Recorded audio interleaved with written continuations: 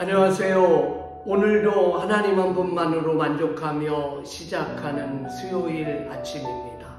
오늘 우리에게 주시는 하나님의 말씀은 시편 73편 24절에서 26절입니다. 주의 교훈으로 나를 인도하시고 후에는 영광으로 나를 영접하시리니 하늘에서는 주 외에 누가 내게 있으리요 땅에서는 주밖에 내가 사모할 이 없나이다. 내 육체와 마음은 쇠약하나 하나님은 내 마음의 반석이시요 영원한 분깃이니라. 아멘.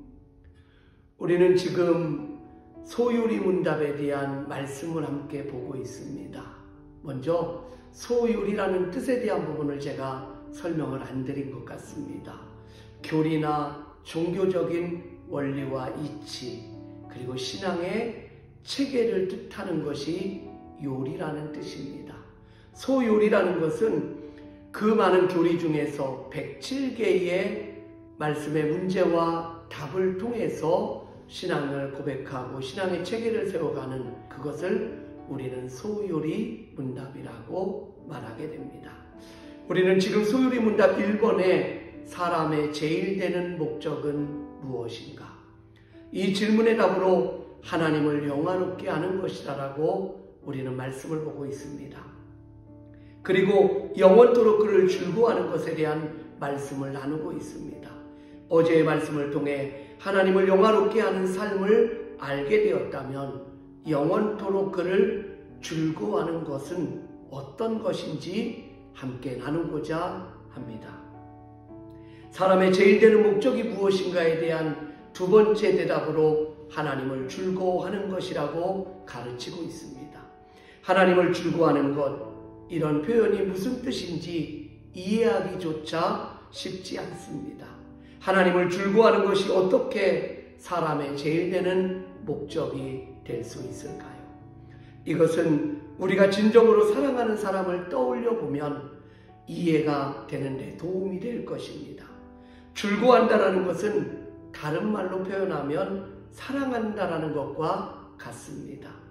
사랑을 하면 즐거워집니다. 사랑하는 대상이 있다면 그를 생각만 해도 내 마음이 기쁘고 즐겁고 항상 그의 곁에 있고 싶고 그만을 떠올리게 되는 겁니다.